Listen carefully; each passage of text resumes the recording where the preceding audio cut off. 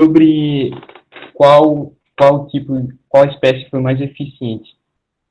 Tivemos duas espécies que foram mais eficientes no caso, né? Que foi o xique-xique e o quiabo. Só que o que a gente iria passar para as pessoas, né, para a comunidade, seria o quiabo, porque ele é cultivável, né? Você não precisa, tipo, degradar a natureza para utilizar ele, como ele é cultivável e também o quiabo que a gente utiliza no processo é um quiabo que ele já tá, ele já passou da fase assim que as pessoas costumam utilizar, entendeu, para refeições e tal. É um quiabo mais que ele já passou, já está muito amadurecido e aí ele é descartado. Então é esse tipo de quiabo que a gente usa. O que era a outra pergunta também? Qual era a outra pergunta? É... Eu já não Qual, lembro mais, gente. Tem que ficou, anotar, né? qual ficou mais? A gente ia mostrar o processo, como era o quiabo, né, que a gente ia propagar, a gente ia ter que mostrar a mucilagem, né, para as pessoas, e é isso. Então, vai ser o uso do quiabo mesmo que vai chegar na comunidade. Os outros materiais vocês nem vão fazer a tentativa. Os outros a gente já fez a tentativa, só que a gente escolheu focar no quiabo, né, Uhum. e ele não precisa degradar o ambiente para utilizar. Sim, muito bom. O fato dele não precisar tomar do alimento de uma pessoa, né? Como você já disse, já que ele está numa função de descarte, então é bem boa a ideia. E essa água, você sugere que ela seja utilizada para limpeza? A gente estava fazendo os testes, né, só que os testes que a gente conseguiu fazer foi somente os de turbidez e cor, porque aqui na nossa cidade é bem limitada. A estação de tratamento de água aqui, ela não faz como é que diz? Ela não faz um processo todo porque o abastecimento de água aqui, a fonte já é muito limpa, né, o rio. Aí eles tipo, só colocam o cloro na água mesmo e pronto. E manda para as residências. Aí a gente só conseguiu fazer o teste de turbidez e cor. Então, ele seria mais indicado para limpeza nesse caso, né? Já que a gente não analisou os outros parâmetros. É isso. Ok, muito obrigada.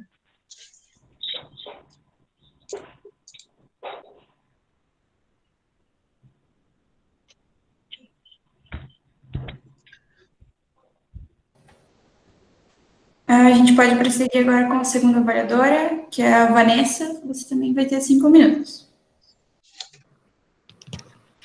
Bom, pessoal, eu queria parabenizar a equipe toda pelo projeto, né?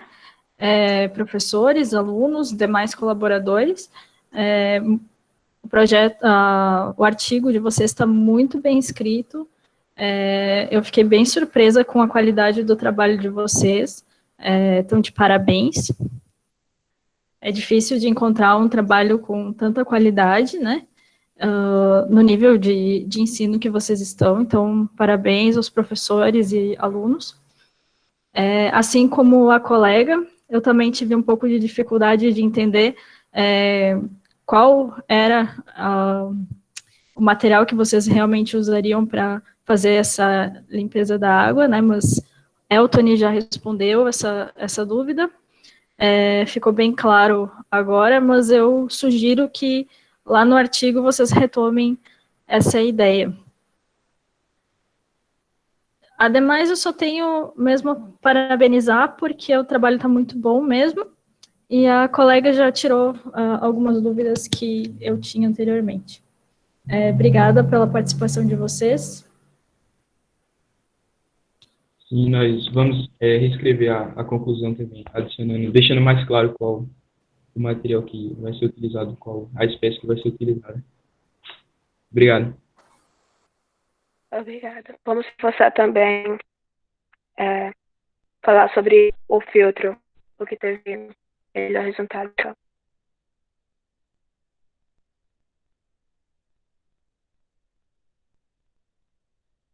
Eu vou passar a palavra, então, para outra avaliadora. Então, eu reitero os parabéns das meninas, o trabalho realmente é muito bom, necessário, principalmente, né, na região Nordeste, a gente acaba sofrendo bastante com as secas. E concordo com as ressalvas em relação a destacar, porque vocês vêm trazendo no artigo plantas, e aí no final a gente entende, principalmente com a apresentação do vídeo, ficou claro que o quiabo tem melhor eficácia, mas não está presente na análise dos resultados e nem na conclusão, e realmente precisa ser destacado. E aí, colocaram que tem que dar continuidade ao trabalho, e até usando outros materiais. Não sei se seria interessante continuar com o quiabo e aí trazer essa discussão para grande escala. Porque uma coisa é você fazer com amostras, vocês mostraram o protótipo que foi criado, mas aí depois não tem essa discussão se fosse em grande escala. Porque, por exemplo, quiabo, para plantar, você vai precisar gastar água para depois utilizar ele para tratar a água. Então, acho que seria legal essa discussão, que aí, por exemplo, a água poderia ser usada para irrigação e aí depois para o próprio tratamento, já que você ia ser um sistema autossustentável. Eu acho que faltou um pouco dessa discussão.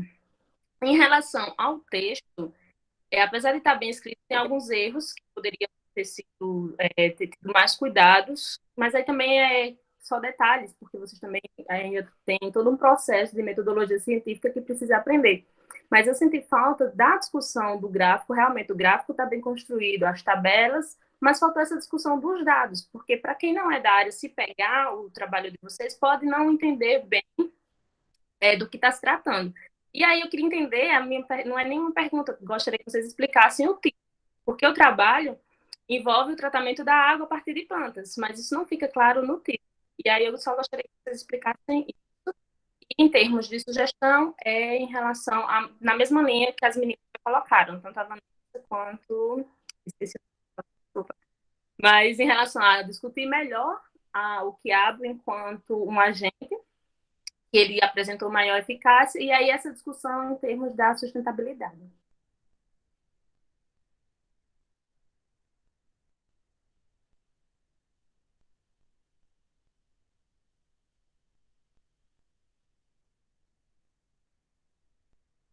Lorena.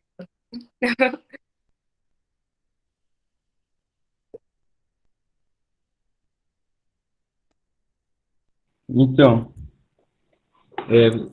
você fez as ressalvas aí, né? A senhora fez as ressalvas aí sobre o quiabo. E aqui na nossa região, tem uma cultura do quiabo aqui, né? É muito plantado aqui na nossa região, quiabo. E ele tem grande escala. Até Canidele até exporta, né, para outros lugares do quiabo. E a questão do nome, que não ficou clara, né? O porquê do nome, que não envolve tratamento de água com plantas. O nome ele foi colocado por um dos nossos alunos porque aqui na nossa região as pessoas quando vem a água assim suja, elas dizem que a água está preta, né? E quando a água está limpa, elas dizem que a água está branca. E por isso o nome Black White. E é isso. Posso dar uma sugestão? Eu posso falar, não sei se eu posso falar. Tá. Eu não sei, mas no Black White não me diz muita coisa. Talvez fosse melhor um From Black to White, né? Do preto para o branco. Eu vou escrever aqui no chat. From black to white. Não sei se as colaboradoras ali, avaliadoras, concordam comigo.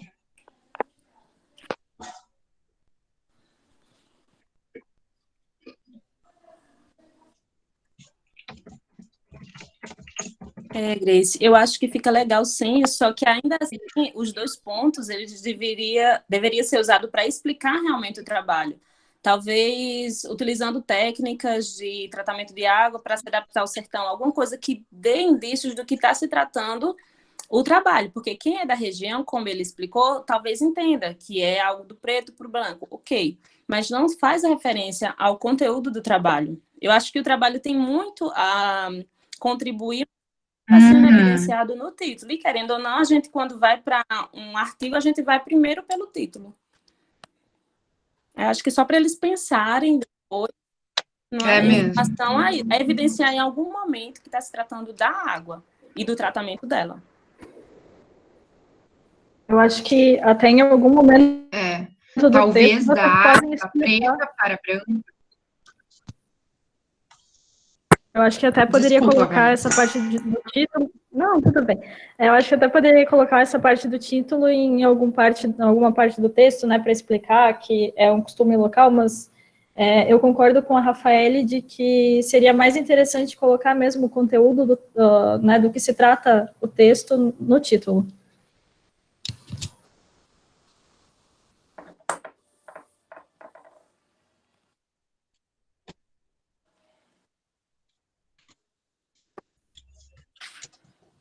Concordo.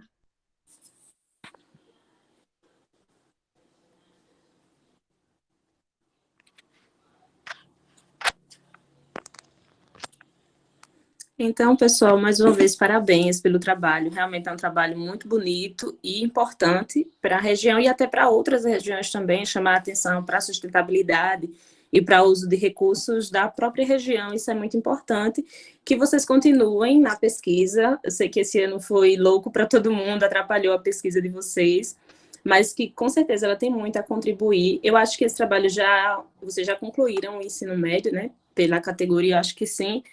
Mas continuem isso em outro lugar que vocês estejam, ou mesmo vinculado ainda com o professor, e que o professor também continue incentivando outros alunos, porque isso é muito importante. A gente precisa de pessoas que se importem com o meio ambiente. Parabéns pelo trabalho. Eu gostaria de só acrescentar. Obrigada a todas pelas sugestões. Só queria acrescentar que esses comentários que nós fizemos, eu, a Rafaele e a Vanessa, são detalhezinhos. Os gráficos, alguns ajustes no texto, erros de português, tem algumas faltas, vírgulas a mais ou a menos, né? Então, talvez passar por uma revisão de português, o título, né, dá para rever, mas gostaria que vocês percebessem que é somente detalhes e o trabalho de vocês tem uma entrega social muito importante, que vai além desses detalhes, então, parabéns mesmo.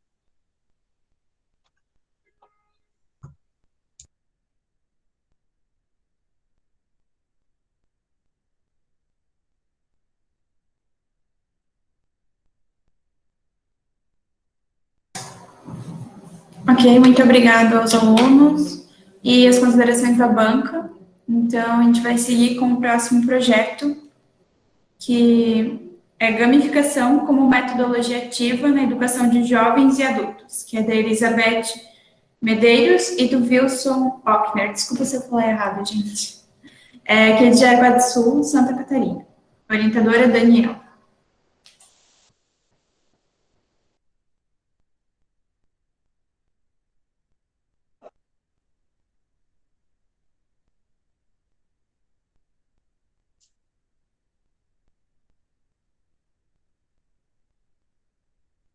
Olá, eu sou Elizabeth Dorcil de Medeiros, estudo no SESI Serviço Social da Indústria de Jaraguá do Sul, orientadora professora Daniela Elza. Como tema, a gamificação como metodologia ativa na educação de jovens e adultos, o objetivo de aplicar a metodologia ativa de gamificação através de mecanismo de jogos. Introdução neste ano, atípico no contexto mundial, no momento social, pelo Covid, a doença infecciosa causada por um coronavírus, recém-descoberta, as aulas remotas com recursos digitais se tornaram essenciais. Pode interagir com os alunos. Na educação de jovens e adultos, o SESI trabalha com diversas metodologias ativas como a situação, problema e o aprendizagem por meio de projetos. A questão orientadora esse é a única forma que os alunos prestam atenção na aula. Metodologia. Partindo dessa questão orientadora, e sabendo das dificuldades de interação, no caso de conexão de internet, próprio recursos digital que os estudantes possuem, como celulares, computadores, surgiu a ideia de propor um recurso digital de jogos, a gamificação. Primeiro jogo, design o personagem Mario com o intuito de resgatar a princesa, pensando por etapas de desafios que acompanham remotamente no conteúdo de uma forma descontraída. Olá, meu nome é Wilson José Ockner. Estudo no SESI, Serviço Social da Indústria, de Jaraguá do Sul. Agora, tem um segundo jogo que a gente vai mostrar como se faz a aplicação. Design do filme Jumanji com imagens divertidas, e o intuito é ajudar no engajamento de estudos e atuar como diagnóstico de aprendizagem dos estudantes. E ele é feito com perguntas e respostas certas e erradas. Aí você clica numa resposta que você tem o conhecimento. Se ela for errada, você não vai passar a fase. Se você acertar, ela vai para o jogo. Ele gera resultados. Pesquisa realizada após a aplicação da metodologia gamificação. Você acredita que a gamificação pode melhorar a forma de aprender física, química e biologia? Um gráfico ali apresenta que a melhora é de 97,8 para sim e 2,2 para não. Se você pudesse escolher uma metodologia, qual escolheria? Ensino tradicional ou gamificação? A gamificação, ela está bem acima, com 71,1%, e o ensino tradicional com 28,9%. Atribua uma nota a essa tecnologia gamificação. Segundo o gráfico, são 62,2%, 35,6% e 2,2%. A gamificação está bem na frente, 62%. Então, observou-se diante desse projeto que o uso de estratégias de pensamentos de jogos digitais como recursos para uso tanto em aulas remotas, síncronas ou assíncronas, contribui para a experiência educativa individual e em grupo, e de uma forma prazerosa de aprender, motivou o ensino ultrapassando o aprendizado teórico. O trabalho é relevante e satisfaz os resultados confirmados através de feedback da turma e poderá ser adicionado mais jogos com experimento, assim gerando novas possibilidades no campo da educação.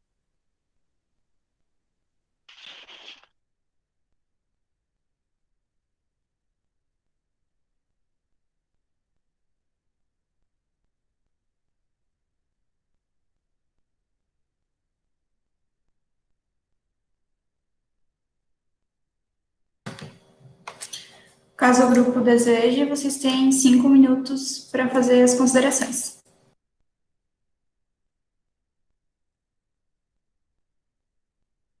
A gamificação, ela começou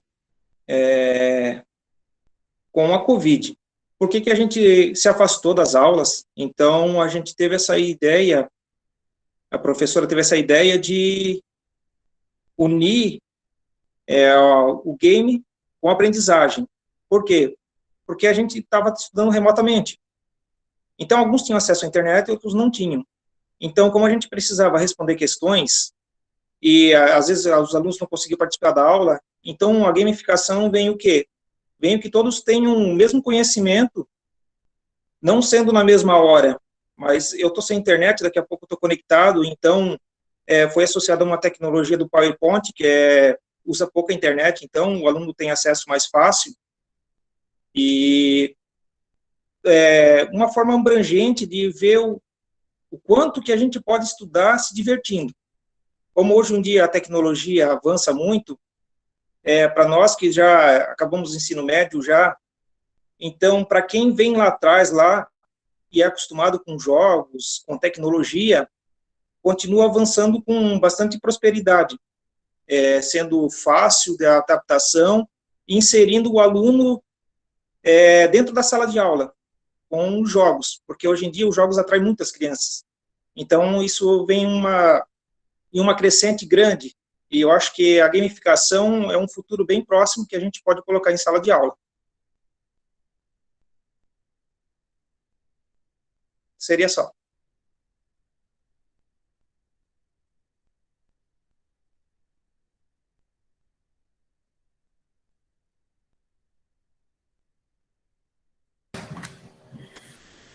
Bom, então acho que a gente pode passar a palavra para as avaliadoras. Então, vamos começar com a Grace. Você tem 5 minutos para fazer as considerações. Então, vamos lá. Eu gostaria de fazer uma pergunta mais especificamente lá do texto, tá? Vocês colocaram esses gráficos, né, em formato de pizza.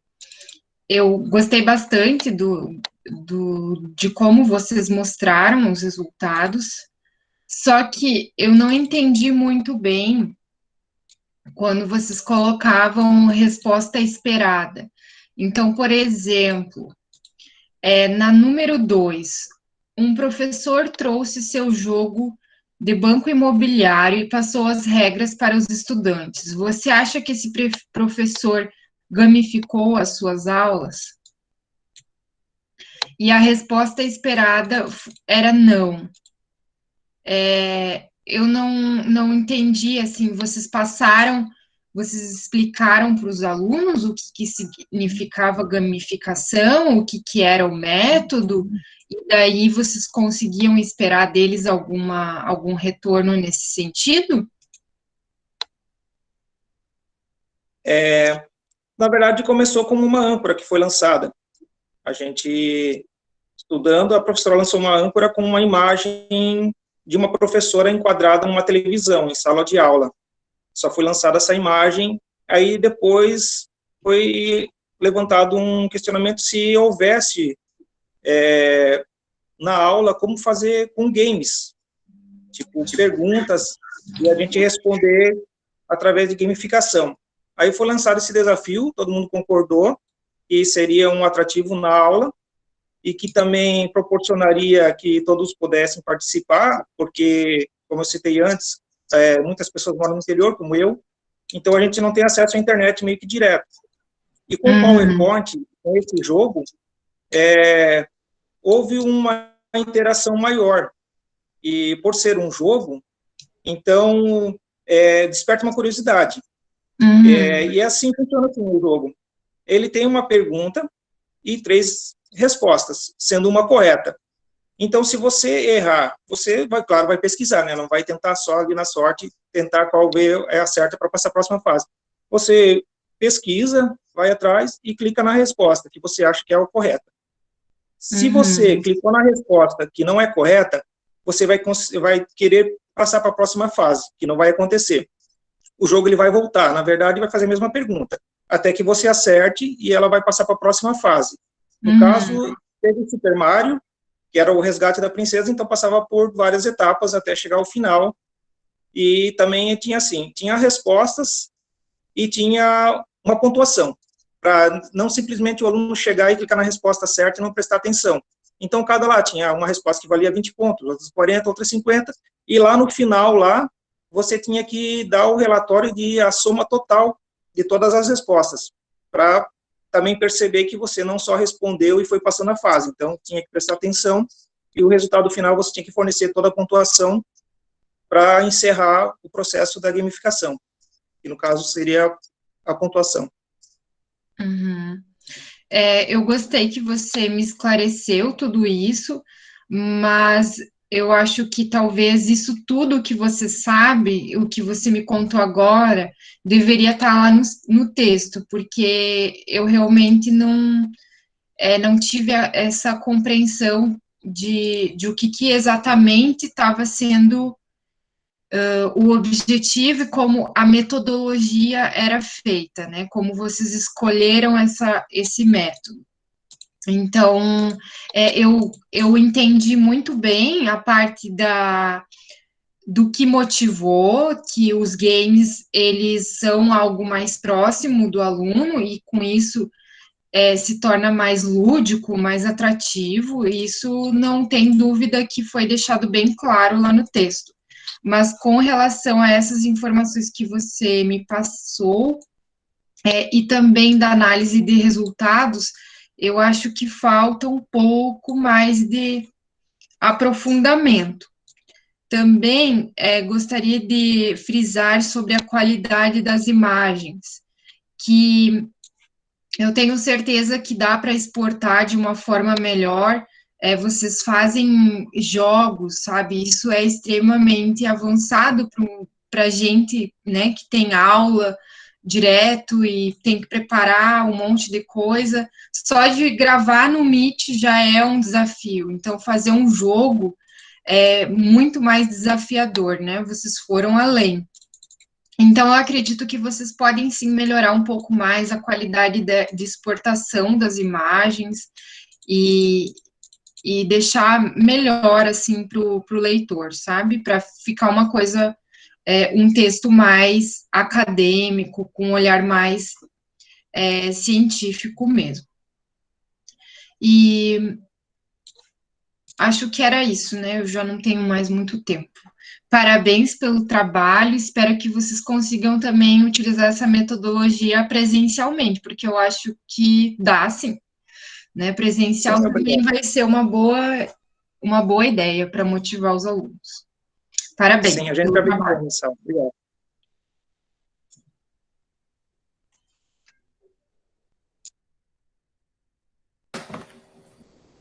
Então, vamos prosseguir com a segunda avaliadora, Vanessa. Você tem 5 minutos. Ok. Boa noite. Eu gostaria de parabenizar pelo trabalho, né? Eu achei um trabalho bem interessante, do ponto de vista que vocês tinham um problema, né? Que era o engajamento dos alunos com essa situação de coronavírus, de estar todo mundo trabalhando à distância, estudando à distância. É interessante essa busca por novas metodologias.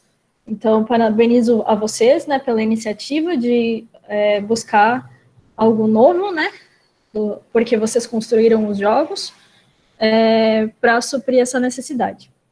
Eu tenho algumas sugestões e algumas dúvidas quanto ao trabalho. Eu vi que vocês fizeram alguns gráficos, falaram um pouco dos jogos, mas eu fiquei com dúvida em questão de números, né? Com quantas pessoas foram aplicadas essa metodologia?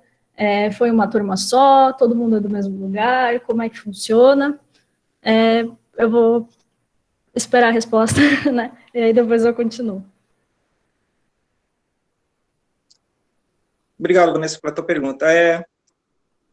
Como você citou, e eu também citei, o Covid nos trouxe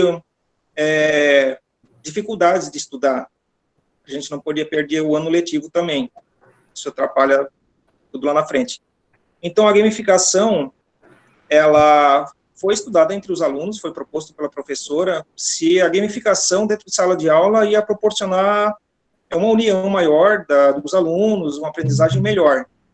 E como todo mundo não mora na mesma cidade, então fica difícil. Eu mesmo tenho dificilmente acesso à internet em 4G, então remotamente fica meio difícil para mim estudar, mas pensando nesse jogo, e é um jogo leve, que não usa outra plataforma pesada, não precisa baixar aplicativo para pôr na memória e tal, então o PowerPoint foi uma plataforma que foi usada.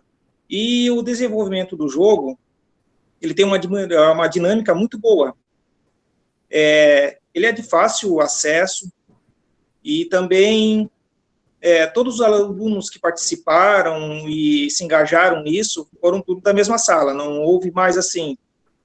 Agora sim que a gente está pegando um caminho novo, né, também, e a gente viu que a gamificação também não é só o que a gente sabia fazer, então existem outros tipos de gamificação para a gente seguir também, estudar, analisar, e pôr em outras aulas também, em outras turmas, e quem sabe até uma metodologia que o SESI, Senai, o EJA, coloque em prática para toda a aula.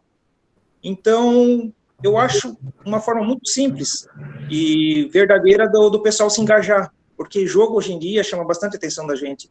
A gente às vezes foge para jogar um joguinho e tal, mesmo em sala de aula ali, então a interação dentro da sala de aula e as brincadeiras ali e as pesquisas são muito verídicas em relação a isso. Então, eu acho que o mecanismo de gamificação vai além do que a gente pensa. É um futuro grande. Mas a pergunta que eu fiz, você respondeu em parte, né? Então, foi em uma turma só. Quantas pessoas tem nessa turma? 35 pessoas. Esse dado é interessante colocar, né? Que foi em uma turma, que tem 35 pessoas, porque chega lá na conclusão, aí vocês falam, o estudo foi considerado relevante de acordo com, né, as métricas que vocês estabeleceram. Mas a gente não tem como dizer que algo é relevante sem ter os números ali junto, né? Então, eu sugiro para vocês que vocês coloquem ali a quantidade total da amostra, né, que foram as 35 pessoas, e que vocês façam a discussão ali e a conclusão com base nesse dado, né? Porque a gente não pode generalizar, dizer que é relevante ou que é importante para todo mundo. A gente tem que seguir, né, essa metodologia aí que vocês fizeram e colocar exatamente quais são as métricas, quais são os números, né, e no que isso é baseado. Outra sugestão que eu tenho é vocês descreverem melhor, né, com mais detalhes, os jogos que vocês fizeram, porque é um material muito interessante e que merece um texto um pouquinho mais longo, né, dizendo como que vocês fizeram, qual que é o objetivo, né, o que vocês esperavam, né, o que aconteceu. Então, acho que vale a pena descrever um pouquinho mais. E eu acho que já deu meu tempo, então eu vou fechar por aqui, mas gostaria de reiterar, né, parabéns pelo trabalho, muito bom, e continuem, não deixem ele parar por aqui, né, deem seguimento no próximo ano.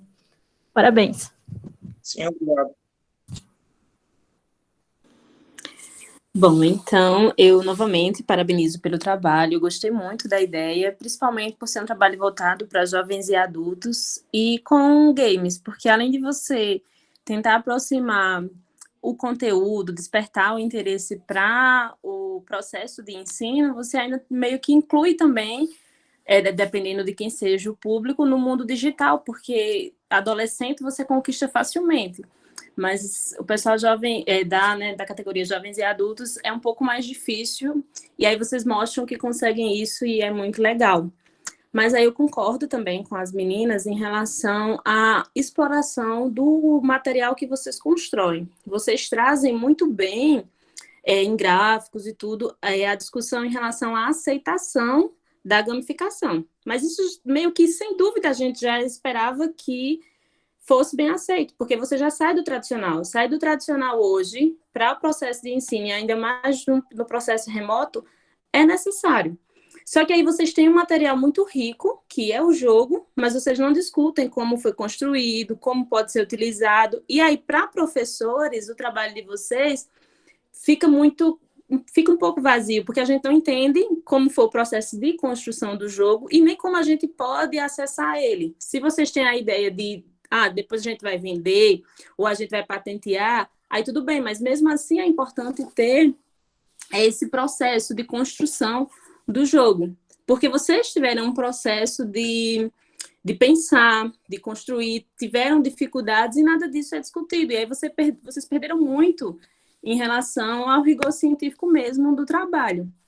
E aí também as perguntas, eu acho que, de certa forma, algumas tendenciavam para o já esperado, porque vocês tiveram a ideia, vamos trabalhar determinado conteúdo com games, e isso vai trazer bons resultados. Isso era o esperado e vocês meio que tendenciaram para o sucesso, porque vocês, em uma das perguntas, o que você prefere, o ensino tradicional com gamificação?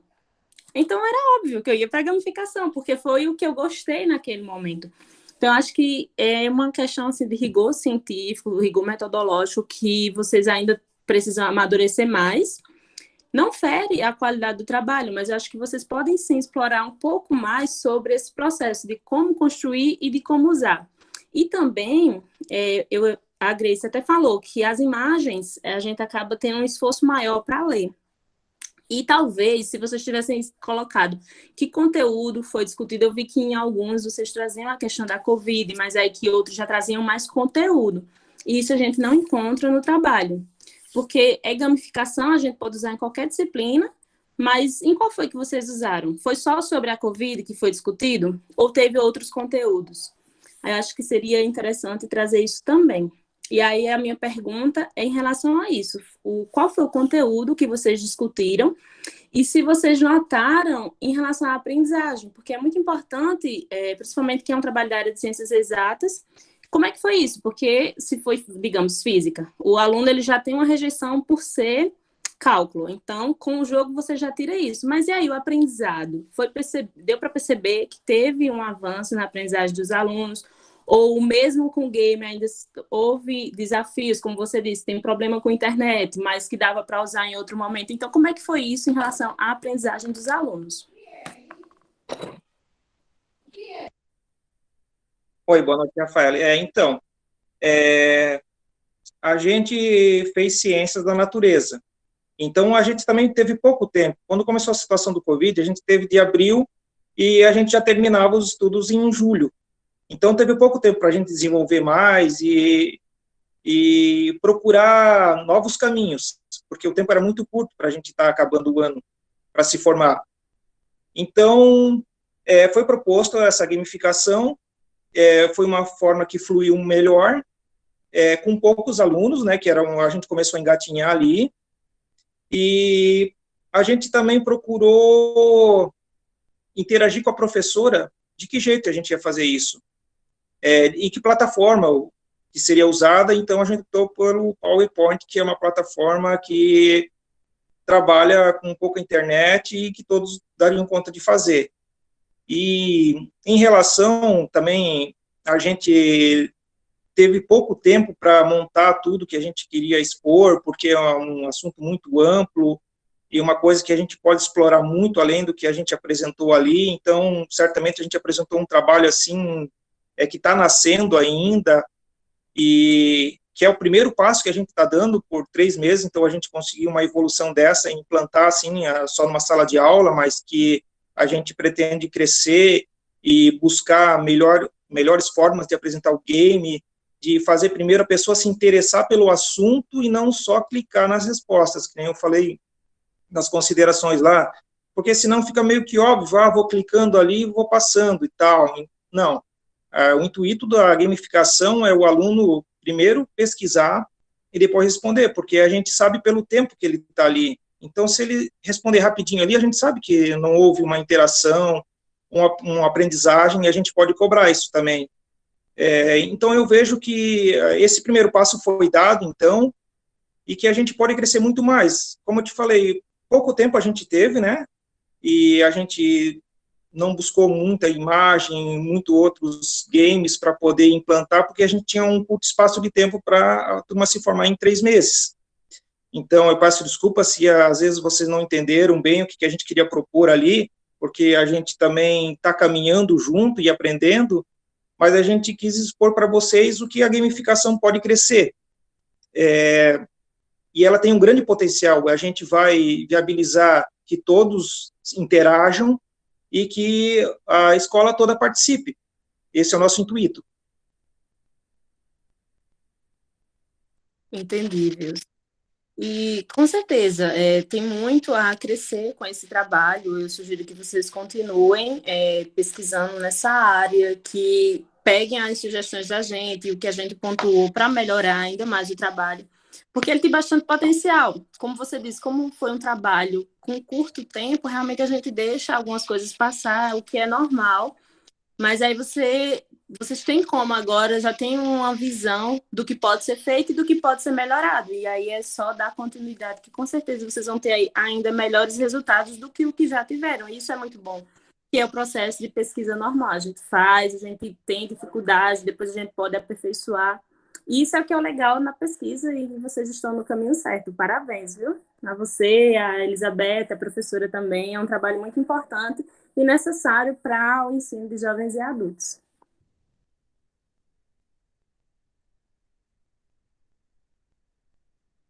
Obrigado.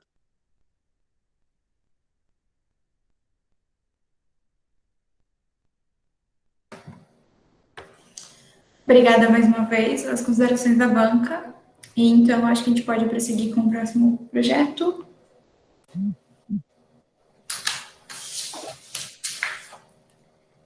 O próximo projeto é análise de investigação geotécnica direta na região de morros do bairro Nereu Ramos, na cidade de Jaraguá do Sul.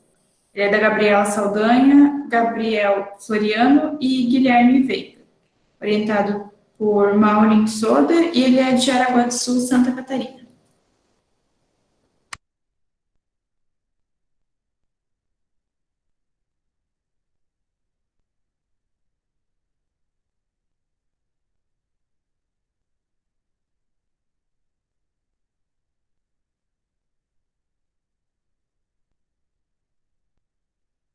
Olá, somos alunos de Engenharia Civil no Centro Universitário Católica de Santa Catarina.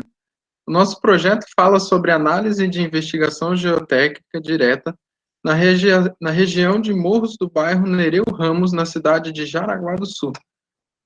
Meu nome é Guilherme e somos orientados pela professora Maureen Soder. Eu sou a Gabriela. E eu sou o Gabriel. A ocupação de áreas de risco e a consequência dessa ocupação afetam o crescimento urbano da cidade e o bem-estar de seus habitantes.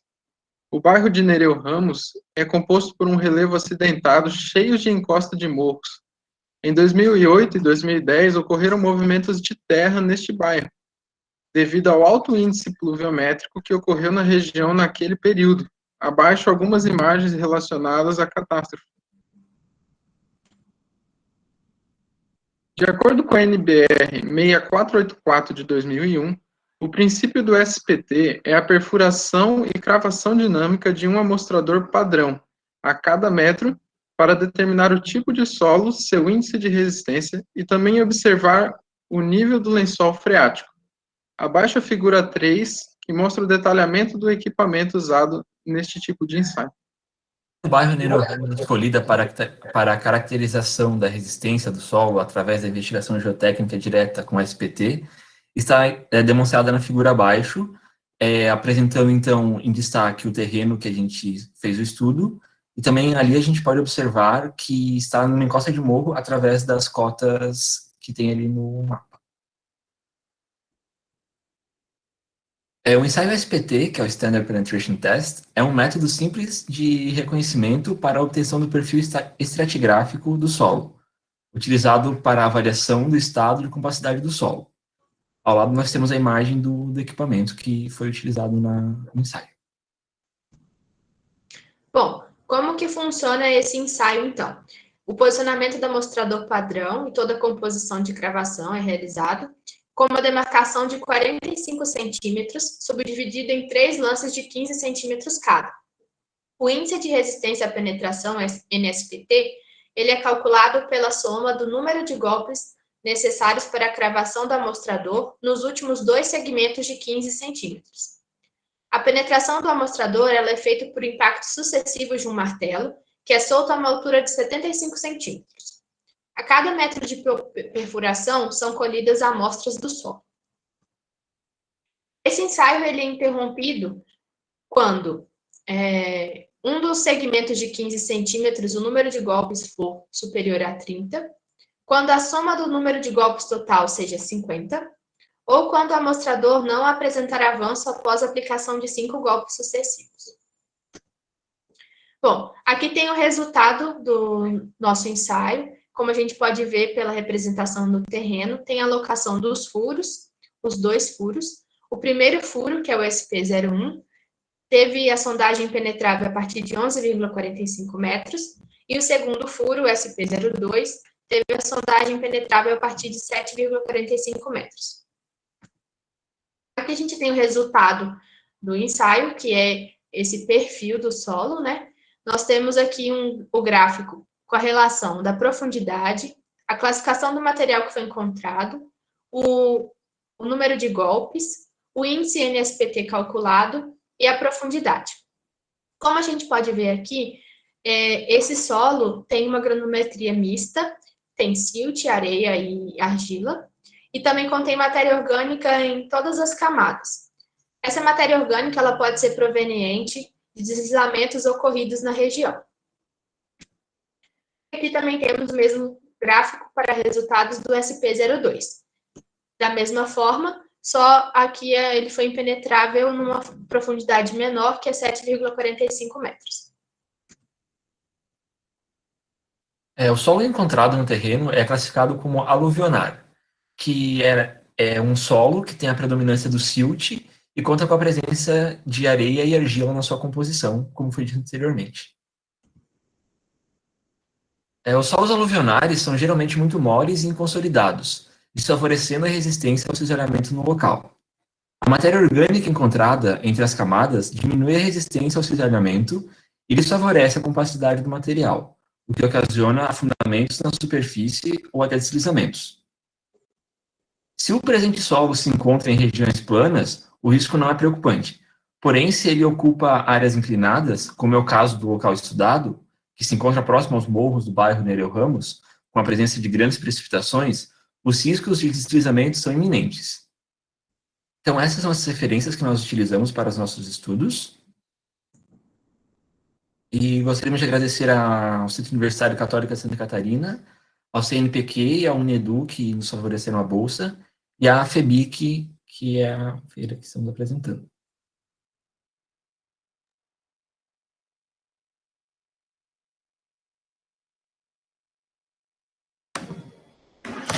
Ok, gente. Tem algum integrante do grupo aqui?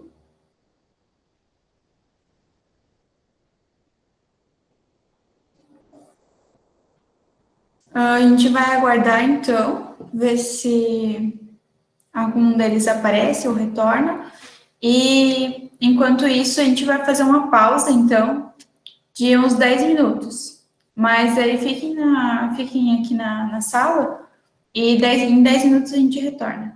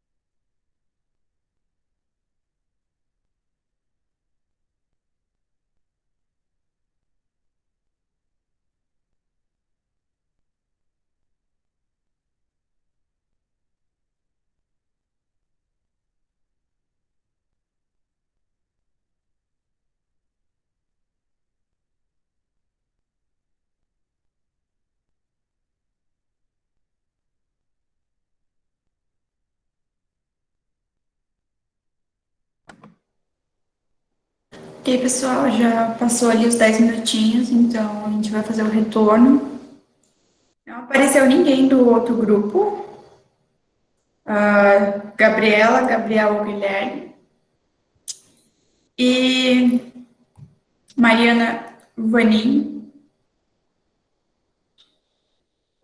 também não está presente. E nem Alessandra Costa, certo?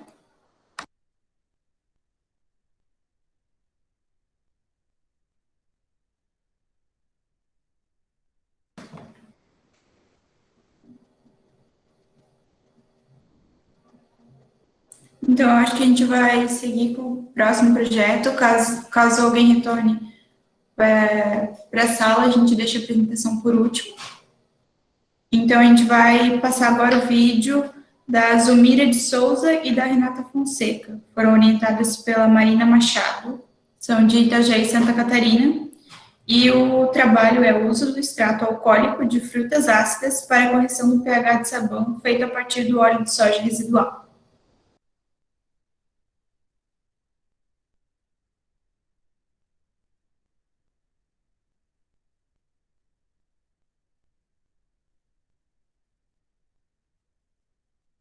Boa noite a todos. Boa tarde, eu sou a acadêmica Zumira Isabel de Souza, da Univale, e hoje vou apresentar o projeto titulado O uso de extrato alcoólico de frutas ácidas para a correção do pH de sabão, feito a partir de óleo de soja residual, que contou com a colaboração da mestre Renata Stouco Fonseca e foi orientado pela professora doutora Marina da Silva Machado. O óleo é um dos alimentos mais consumidos na mesa do brasileiro. O óleo de soja se destaca devido ao seu baixo custo de produção, e ele é composto majoritariamente por gorduras insaturadas. E quando ocorre a saturação do mesmo por meio da fritura, ele se torna impróprio para o consumo humano devido aos seus compostos comprovadamente nocivos. Então, esse resíduo, se ele é descartado da forma incorreta, ele vai possuir impacto ambiental. Por exemplo, ao ser descartado na pia, ele vai chegar ao esgoto, onde ele age como agente aglutinador de compostos orgânicos, e ao chegar aos corpos hídricos, devido ao seu caráter hidrofóbico, ele se deposita na superfície impedindo a entrada de oxigênio. Ao ser descartado no solo, ele ocupa o lugar de ar e água, tornando o solo infértil e contaminando o lençol freático. Por último, no seu processo de decomposição, o óleo libera metano, que é um dos gases responsáveis pelo efeito estufa. Então, faz a necessidade da aplicação desse óleo de alguma forma, por exemplo, na produção de sabão e detergente e na produção de biodiesel. Então, esse trabalho ele possui como objetivo desenvolver um sabão à base de óleo residual de soja com aditivo de extrato alcoólico de frutas ácidas à casca, pela reação de saponificação. A nossa metodologia, ela se inicia com a filtração do óleo residual para eliminar os materiais particulados e a produção de diferentes soluções com diferentes massas de NaOH e uma quantidade mínima de água destilada para ocorrer a dissolução na mesma, em que a alíquota de 25 ml do óleo e essa solução é aquecida numa chapa de aquecimento até 70 graus Celsius. Quando ele chega a essa temperatura, um é acrescido ao outro de forma lenta e gradual para ocorrer a maior interação entre ambos. Então, é agitado de forma constante até possuir a consistência de um leite condensado e, para acelerar a reação, pode ser adicionado etanol 96 graus GL. Ao chegar à consistência, ele é depositado em formas de gelo, de silicone e deixado por cura durante 6 dias. Ao final, é medido o pH e feito o teste de espuma. As amostras GIF, elas se diferem pela forma de agitação, porque apesar de possuírem a mesma proporção massa-óleo, a amostra D possui agitação mecânica e a amostra F uma agitação automática.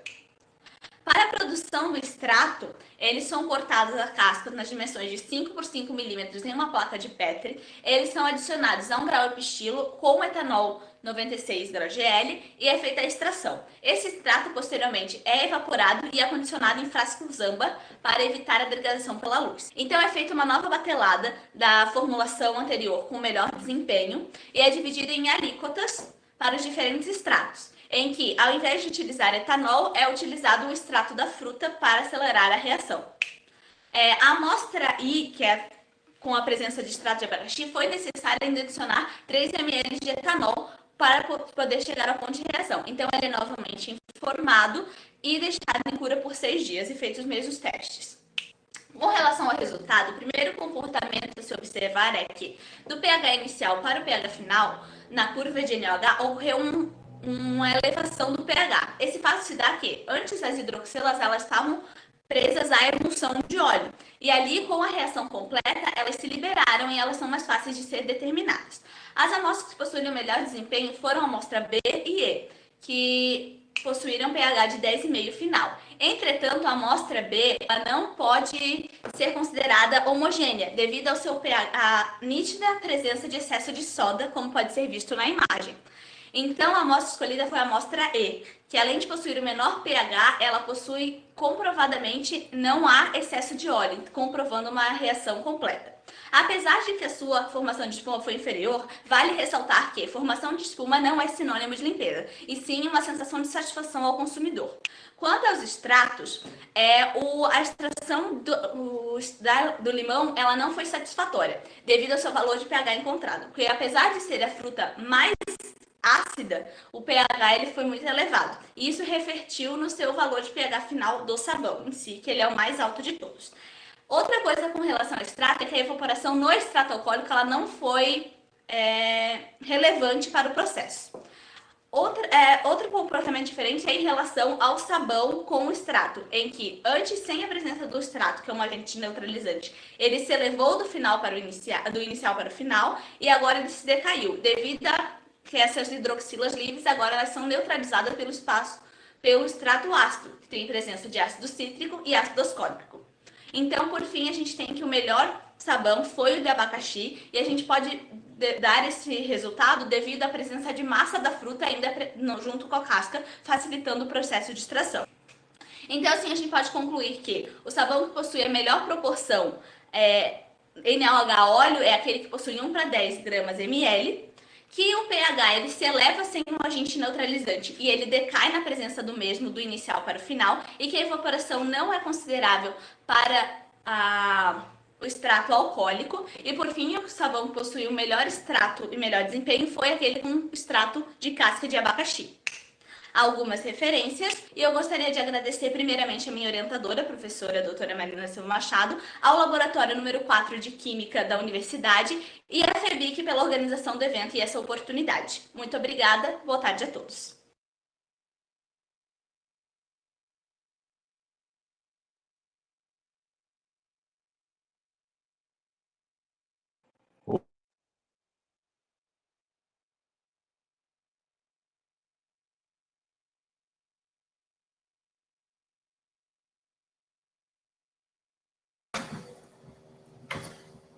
Você tem 5 minutos para fazer as considerações. Boa noite a todos. Esse projeto ele foi desenvolvido numa disciplina com a professora Marina, e aí ele possuía como objetivo trazer uma receita inovadora de sabão com óleo de soja, com óleo residual. Então, baseado nas minhas experiências como monitora de laboratório, a gente via muita problemática no pH do sabão final. Ele possuía nitidamente residual de NaOH no final do processo. Então, o nosso primeiro desafio era testar qual era a quantidade mínima de NaOH que poderíamos utilizar para não ter um residual e garantir a reação de saponificação completa. Depois, a nossa problemática era baixar ainda mais esse pH, porque visto que necessitava daquele NaOH para a reação, no final, ele ainda era alto. Então, buscou-se formas alternativas de neutralizar essa reação. A ideia, então, ela passou de como o uso do suco, ele desnaturava o sabão, ele perdia a consistência. Então, quantidades elevadas de suco de frutas ácidas não eram eficientes. Então, surgiu a ideia do uso do extrato alcoólico com as frutas, que já eram outro resíduo. Então, fez a extração e utilizou como agente neutralizante.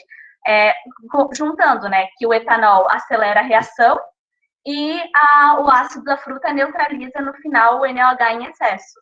Então, foi buscando-se formas de resolver as problemáticas, que eu acho que esse é o maior desafio do engenheiro químico. Ele é um engenheiro de resolução de problemas. O engenheiro ele tem que ver um problema e saber resolver. Então, foi isso que a gente tentou pensar numa escala menor ali em laboratório, mas na vida profissional os nossos desafios diários. Eu acho que era isso que eu tinha a acrescentar. Não sei se a prof quer falar alguma coisa. Bom, então vamos passar para a primeira avaliadora, Grace. Você tem 5 minutos. Boa noite, parabéns pelo trabalho. Foi muito bem apresentado. Eu acho que ficou muito bem claro o seu objetivo, a sua metodologia, a parte de resultados, de análise de resultados. Então, eu vou mais em relação ao que eu não entendi, né, que eu vou colocar. A minha dúvida é quanto ao extrato ali das frutas. Como que você fez? Ali eu vi que eles foram macerados num almofariz, eu não entendo muito bem o que seria isso. Poderia explicar? Claro, a gente foi cortado a casca em pequenos quadradinhos, ele foi adicionado no almofariz e ele foi feito por extração mecânica no grau, no pichilo. Almofariz, grau, pichilo. O que seria o almofariz? Almofariz é o grau, pichilo, o conjuntinho é almofariz, a gente chama na universidade. Então, o grau, pichilo, foi macerado. É um sinônimo, seria um sinônimo. Ele esquenta, ele mistura, o que ele faz? Não, é a porcelana, a vidraria normal, vidraria não, a porcelana. Tá, é o recipiente onde você coloca para triturar ele, para macerar, vai amassar um no outro, tá. E aí a interação do etanol vai extraindo da casca seria um óleo essencial, o extrato em si, né? E aí ocorre a extração pela maceração, o contato físico, né? É uma extração física. Sim. Ali o solvente e o... E aí você foi testando essas concentrações de extrato com os outros ingredientes, ou você já partiu de uma concentração... A gente partiu da quantidade mínima de etanol para conseguir extrair, né? Que a ideia é ele ser o mais concentrado possível. Então, a gente botou pequenas alíquotas de etanol e foi extraindo e vendo como se comportava o extrato. Então, quando chegava num ponto que a extração acontecia com o mínimo de etanol possível, parava. Uhum. Tá. E essa extração não gera resíduos? A única coisa que ele gera é o extrato em si, ou ele gera algum resíduo? Não, a gente tem o extrato, que ele vai ser o líquido, a gente vai concentrar depois na chapa, mas nos resultados a gente viu que ela não é significativa, né, a evaporação, mas ele vai estirar, a casca ainda vai ficar ali, né? Eu vou retirar o etanol com a essência da casca da fruta, mas eu ainda vou ter a casca da fruta ali, só que sem determinadas propriedades, e ela vai estar embebedida de etanol, né? Uhum. E daí, para se livrar disso, como que fazia? A gente uma casca com... Oi? No rejeito. Foi jogado no rejeito.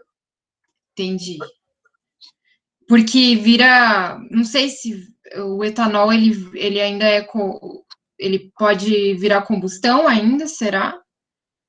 Ele pode queimar? Naquelas concentrações, acho pouco provável, né? Porque a gente estava falando de...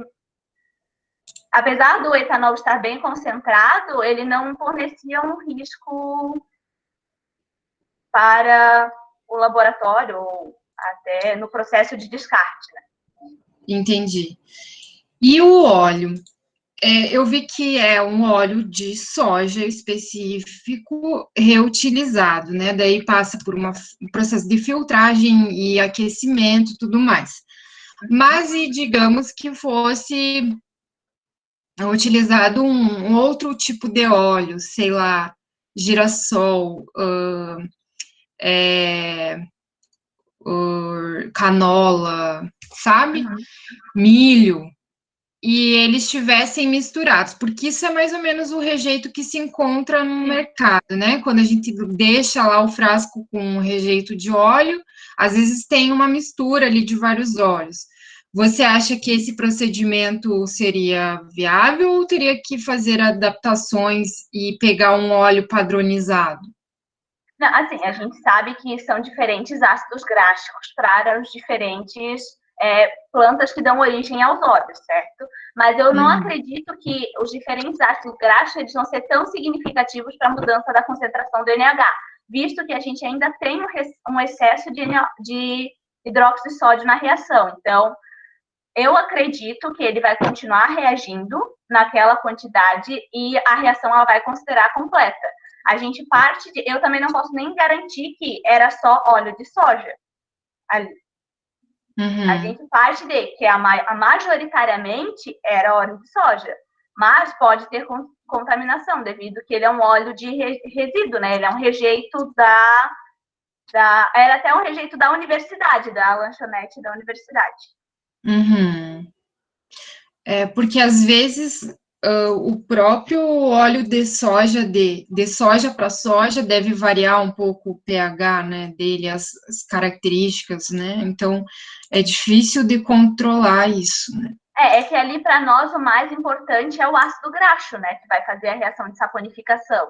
Então, de soja para soja, a gente vai ter o ácido graxo, ele vai ficar insaturado devido à fritura, ele vai insaturar a cadeia carbônica, mas não acredito que vai haver tantas variações que necessaria a adaptação do método.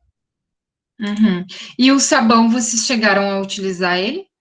Sim, sim. Daí vai para uso do laboratório? Como que é o A gente usou para a limpeza de casa, cada um dividiu, rateou, né? E usou para limpeza de calçada. Dá para lavar a panela, é ótimo. Sabão utilizado para lavar a panela ilustra muito bem. As concentrações mais altas a gente realmente não, as amostras mais altas não usou para direto contato com a pele, mas com sucesso melhor foi para a cozinha e não tivemos problemas de descascar a mão, nem de estragar o utensílio. Acho que essa observação seria válida no texto, né? Porque é uma experiência de resultado.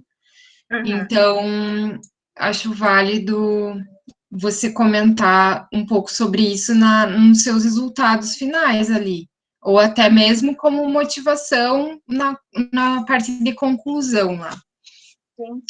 Acho que é bem importante para valorizar o seu trabalho.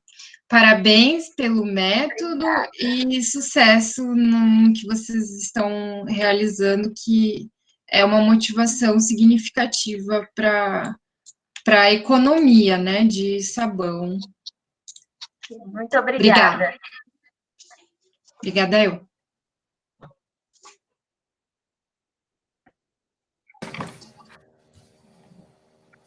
Vanessa, você tem 5 minutos para fazer as considerações.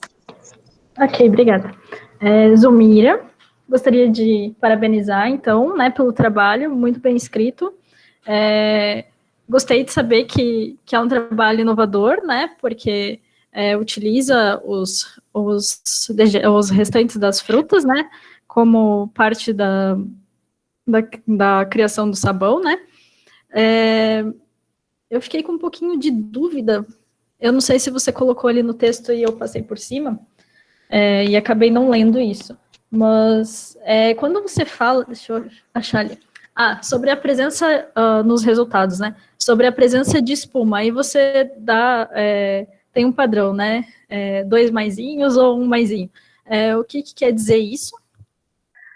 Seria, quanto mais maisinho, seria mais espuma formou. A gente não fez uma quantificação, depois realmente escrevendo, poderia ter sido feito a altura de coluna de espuma, mas foi uma coisa que não veio na hora e a gente quantificou visualmente, né? Quanto mais espuma formava e quanto menos espuma formava. Foi a forma que a gente achou de qualificar a nossa espuma, né? Não quantificar. Mas é importante você escrever isso no texto, né? Deixar bem claro o que significa, né, esses maisinhos, mas achei bem interessante, acho legal essa preocupação ambiental, né, da gente conseguir reaproveitar substâncias, né, que só trariam malefícios, né, para o meio ambiente, porque tratamento de água com resíduo de óleo é realmente um problema. Deixa eu ver aqui. Uma coisa que eu não entendi na apresentação foi quanto ao sabão feito com casca de abacaxi, né? No início você falou que acho que era só o suco, eu não entendi isso. Que fez um experimento com suco e outro com a casca, né?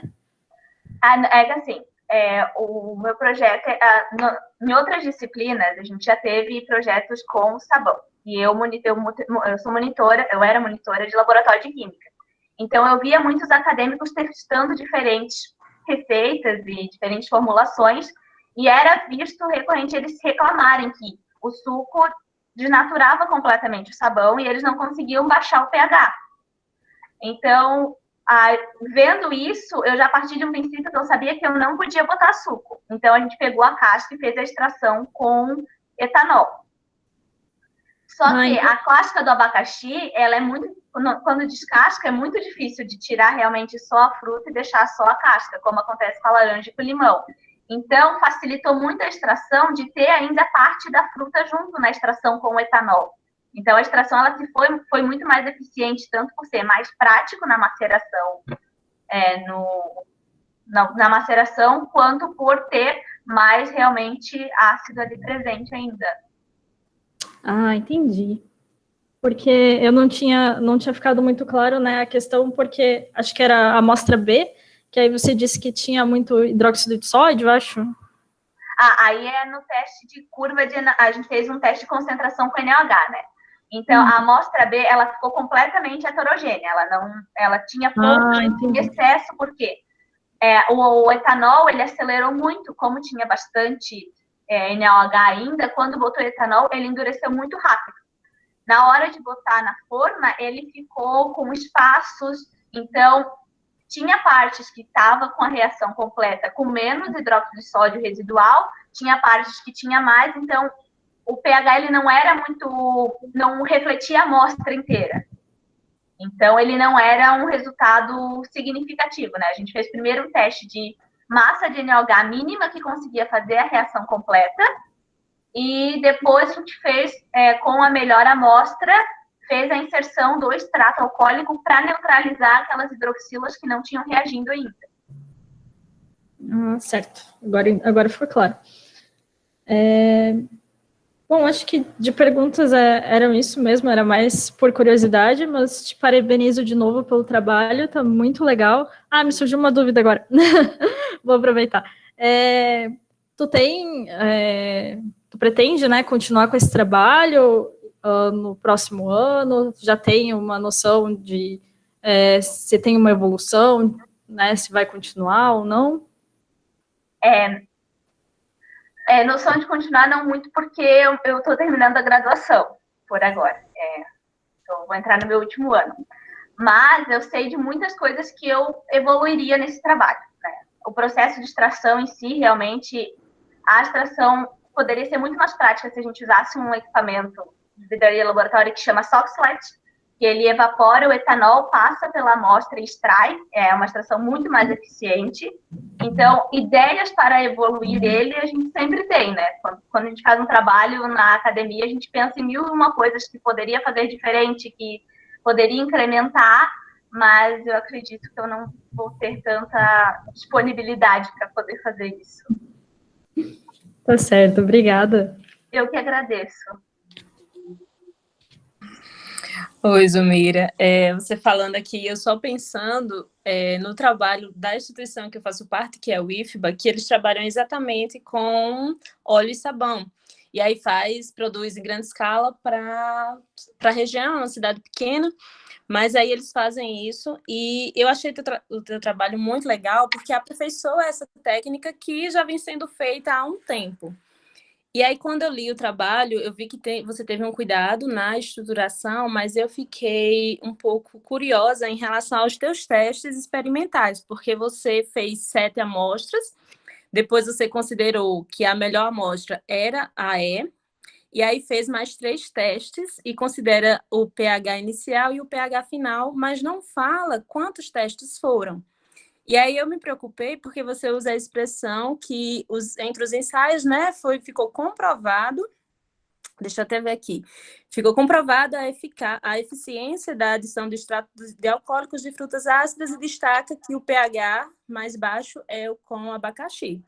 Mas aí, quando você faz a tabela 5, a 4 e a 5, você escreve um pouco mais, não discute como que é esses testes. E aí eu fiquei curiosa com isso, porque, como você até acabou de falar, você não tem pretensão de dar continuidade por questões que você está terminando o curso, que é compreensível. Mas aí, se alguma outra pessoa pega teu trabalho, fica confuso nisso, não vai saber. Tá, então o que foi que ela considerou? E aí, para a gente dizer que ficou comprovado que baixa, isso exige uma quantidade de testes significativos. Então, a minha pergunta é sobre isso. Como é que foi esse processo de teste para você chegar a essa conclusão? E aí eu já deixo a sugestão de você fazer uma alteração, caso depois você queira publicar. Acho que é muito válido, porque existem várias pessoas que trabalham nessa área de óleo e sabão, e aí você vai contribuir para aperfeiçoar a técnica, o que é muito bom, porque vai estar usando algo que já é descartado, que é a casca do abacaxi, da laranja, do limão. Então é isso, eu queria só entender um pouco mais. Então, o ideal seria realmente usar um pHmetro para quantificar, mas por questões de sabão, a gente no laboratório não achou o mais indicado colocar um pHmetro dentro de uma solução, com uma emulsão de óleo e soda e tal, por questões de manutenção do equipamento. Então, ele foi medido com fitas de pH, tanto que não tem o desvio padrão, porque as diferentes amostras foram feitas em duplicatas. Elas não tinham diferenças significativas entre elas, por ser fita de pH, não ser um pHmetro, não tinha 2 casas decimais. Então, o teste ele foi feito o pH com fita de pH mesmo, né? As caixinhas. Entendi. Então, eu concordo com é legal você colocar, explicando que a estrelinha, o asterisco, né, representa tá em relação à espuma, que quanto mais espumas vai ter, porque na tabela 4 você coloca que todos, eu acho que é certo a F, que teve apenas um asterisco, mas aí todas as outras 2, e aí quando você faz para o abacaxi, tem essa variação, então é bom esclarecer, porque vai estar bem escrito, já está bem escrito, é só fazer esses ajustes que fica excelente para qualquer pessoa entender. Tá bom? Parabéns. Muito obrigada. Obrigada à FEBIC, a organização, pela oportunidade. Boa noite.